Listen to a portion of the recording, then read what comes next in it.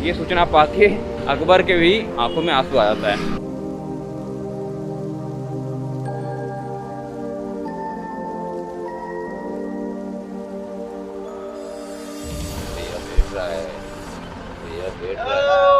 मेरे यार ऐसे करें सवाल। फिर से हम लोग वीवीआईपी सीट में वापस लौटते हुए अजमेर। मैंने क्या वो वैन वाले से बात करी, वो भी अजमेर जा रहा था। अच्छा। लेकिन अब क्या है, जैसी वैन आती है उसको लगा कि सवारियाँ चलेगी, इसलिए बड़ा होगा जाने के लिए खड़ा था। उसको मिल जाए काश। समझ रहे हो?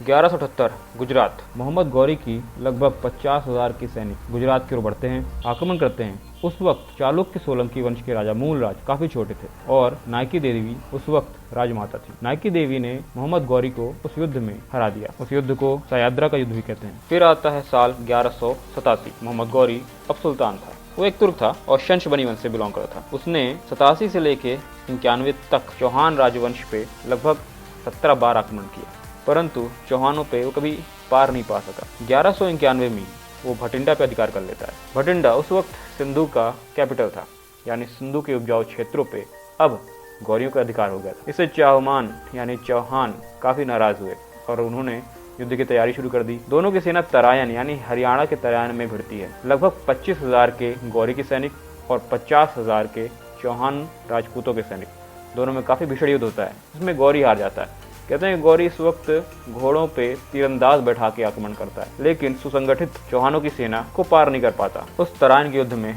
गौरी घायल जाता है और किसी तरह से अपनी जान बचा के घोर, जो कि उसकी कैपिटल थी, वहां चला जाता है। 1 साल तक वो तैयारी करता है और लगभग 1,20,000 के सैनिक फिर से तराइन में खड़ा कर देता है, जो कि घुड़सवार थे और तीरंदाजी में काफी माहिर थे। यानी घोड़ा दौड़ता रहे और तीरंदाज तीर चलाते रहे। इस तरह की कला वो मिडिल ईस्ट में काफ़ी उपयोग कर रहा था और इससे वो पाकिस्तान के इलाकों पे, ईरान के इलाकों पे, तुर्कमेनिस्तान के इलाकों पे कब्जा कर चुका था। और ये टैक्टिक अब वो चौहानों पे आजमाने वाला था। पिछली बार 50,000 के चौहान राजपूत थे, इस बार 3 लाख राजपूत सैनिक थे। मोहम्मद गौरी मारो भागो वाली प्रक्रिया अपनाता है। वो सीधे 1 to 1 फाइट लेते ही नहीं है। पृथ्वीराज चौहान के तो कई सारे हाथी, कई सारे हैवी कैवलरी जो कि बख्तरबंद घुड़सवार थे, उन छोटी छोटी टुकड़ियों पे आक्रमण करते हैं, जो कि मोहम्मद गौरी ने लगा रखे थे पृथ्वीराज चौहान के सैनिकों को परेशान करने के लिए। यानी पृथ्वीराज चौहान की सेना कई हिस्सों में बढ़ जाती है और पृथ्वीराज चौहान एक छोटी सी टुकड़ी लेके सीधे मोहम्मद गौरी पे आक्रमण करते हैं। मोहम्मद गौरी को इसी का इंतजार था।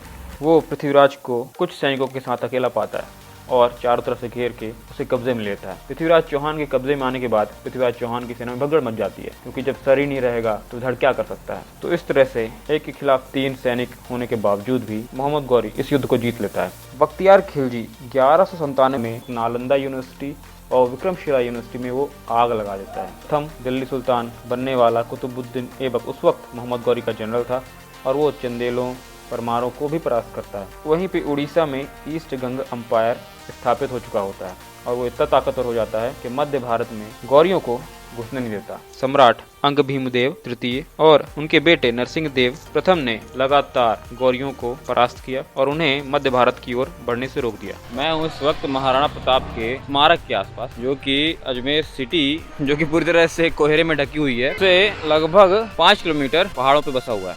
पहाड़ आप देख रहे हो। खैर, यहाँ पे आने का कारण ये है, एक समय में चौहान राजवंशों की राजधानी अजमेर या अजय मेरू कह सकते हैं थी। तो चौहान राजवंश जो है गुजरात से लेके दिल्ली तक शासन किया करते थे। इसमें से पहली कैपिटल उनकी अजमेर थी, दूसरी थी दिल्ली। तो यहाँ पे जो है महाराणा प्रताप जी का स्मारक लगा हुआ है, लेकिन यहाँ पे एक्चुअल में सम्राट पृथ्वीराज चौहान की राजधानी एक समय में हुआ करती। बाद में हुआ ये कि 1192 में जब तराइन का द्वितीय युद्ध होता है, इसमें होता ये है कि मोहम्मद गौरी जयचंद्र जैसे लोगों से मिलके घर का बेदी लंका ढावे वाला काम होता है। तो कई सारे भेद जो है जयचंद और कई सारे दूसरे राजा जो कि पृथ्वीराज चौहान से नफरत किया करते थे, उस वक्त वो दुश्मन से मिल जाते हैं और फिर वो जो युद्ध होता है वो पृथ्वीराज चौहान हार जाते हैं। गौरी जो है अजय मेरू यानी अजमेर में घुसता है, लगभग बोलते हैं यहाँ पे 2 लाख लोगों को मारता है, जिसमें ज्यादा राजपूत रहते हैं। इवन उसका ये मानना था कि दुश्मन के कुत्ते बिल्लियों को भी मार दो, यहाँ पे जीवित कोई चीज नहीं चाहिए। ये जो स्मारक है ये महाराणा प्रताप जी का स्मारक है। हल्दी घाटी का जो युद्ध होता है यानी 1576 में,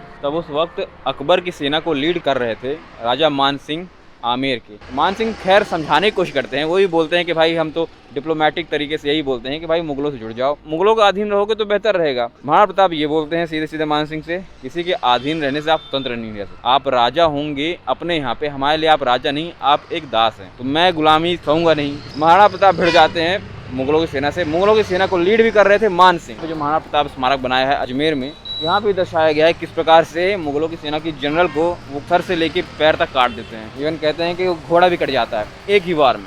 और देवार में फिर से मुगल सेना पहुंच जाती है आक्रमण करने के लिए, ताकि महाराणा प्रताप को हरा सके।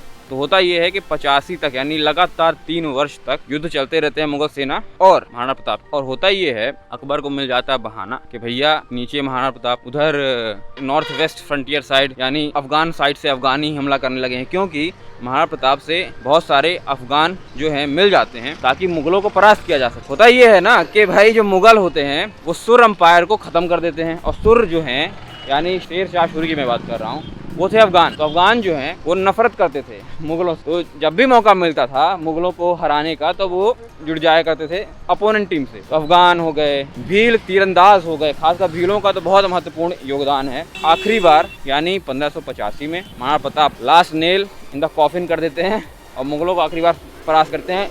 और होता ये है, ये सब जब स्टोरी अकबर तक पहुंचती है तो अकबर अपनी कैपिटल शिफ्ट करके लाहौर कर देता है। और जब महाराणा प्रताप की मृत्यु होती है, कहते हैं ये सूचना पाके अकबर के भी आंखों में आंसू आ जाता है, क्योंकि एक वर्दी अपोनेंट अगर के साथ कुछ बुरा हो जाता है, थोड़ा सा सम्मान थोड़ा बहुत रखना चाहिए। A few moments later. दाल पकवान और पूड़ियाँ। पूड़ी के साथ खाना हो तो पूड़ी खा लो। हमको पूड़ी दे दो ज़्यादा अच्छा। कोई चम्मच दे दो ना जिससे खाएंगे दाल। पूड़ी की जरूरत नहीं है, पूड़ी की तरह ही है, मगर पूड़ी थोड़ा अच्छा क्रिस्प है।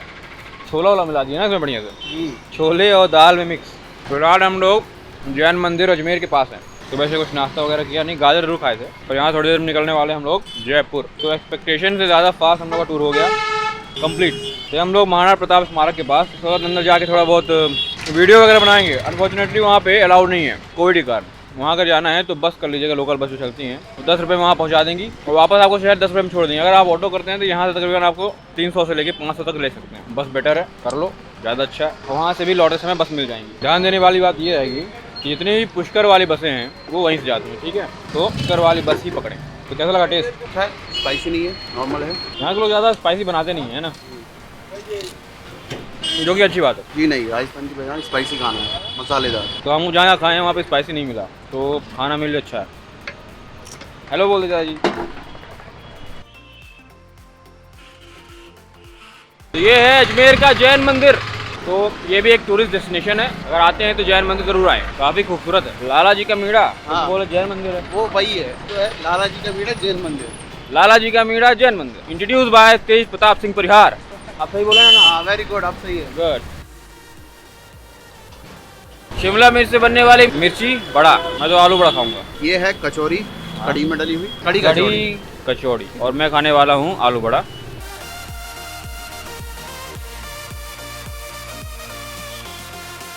बहुत गर्म है और टेस्टी है। A few moments later. तो चालानी कार्रवाई होते हुए, और ये हम लोग का सरकारी हॉलीडे होम, और ये हमारे तेज प्रताप परिहार जो जल्दी जल्दी आगे निकल गए, हमको डायरेक्शन कुछ नहीं बताया, ठीक है? हमने क्या बोला अब था? ट्रैफिक में हम नहीं, आप साले का खोपड़ी तोड़ अपने आप को गलत वो सही साबित मत करो। मैं जहाँ हम नाश्ता कर रहे थे, मैंने बोला था सामने हमारा हॉलीडे होम है। हाँ। मैंने बोला था सामने कहाँ? सामने कहाँ? रुको जरा, सबर करो। अब यहाँ से लेफ्ट है, ठीक है? और यहाँ left- से आने जाते हुए 2 दिन ऑलमोस्ट 2 दिन नहीं, मतलब चल झूठा। कई दफा हम यहाँ से आगे घूम 50 बार हम लोग इनको पता भी नहीं है कि हम कहाँ जा रहे हैं। बिल्कुल नहीं पता ना, इसलिए तो गुम हो गए। हाँ, मैं ट्रैफिक में आदमी ट्रैफिक से संभलने या बचने की कोशिश कर रहा था ताकि एक्सीडेंट ना हो सके, यही होता है, ठीक है? ऊपर से फोन में लग जाता ना तो खो जाता है, और वही खो। औरत का चक्कर बाबू भैया, औरत का चक्कर। अरे तू जा रही। ये देखिए, मतलब कुछ भी। फोन में लगा, अभी कॉल रिकॉर्ड चेक करते हैं ना, देखते हैं क्या होता है। A few moments later. तो ये है हमारा हॉलीडे होम। एक बात और है, यहाँ पे जो है ना सिर्फ सेंट्रल गवर्नमेंट के, जो मैंने आपको पहले बात बताई थी, बल्कि स्टेट गवर्नमेंट के भी ऑफिशियल्स आ सकते हैं। बट सेंट्रल गवर्नमेंट का जितना पैसा लगता है उसे डबल आपको पे करना पड़ेगा, तो लेकिन फिर भी सस्ता पड़ेगा। 350 रुपये लगा, वो भी डबल बेड का, यानी 2 लोग रुक सकते हैं। और अगर स्टेट के हैं तो वही मान लीजिए 700 रुपये लगेगा आपको, 650 700। तो ये सब चीज़ें हैं, तो पता जरूर कर लीजिएगा। अजमेर आते हैं तो यहाँ पे कई सारे होटल वगैरह सब अवेलेबल हैं, तो कोई आपको परेशानी अजमेर में नहीं होगी। अजमेर से आप पुष्कर अप डाउन कर सकते हैं क्योंकि लगातार बसें चलती रहती हैं।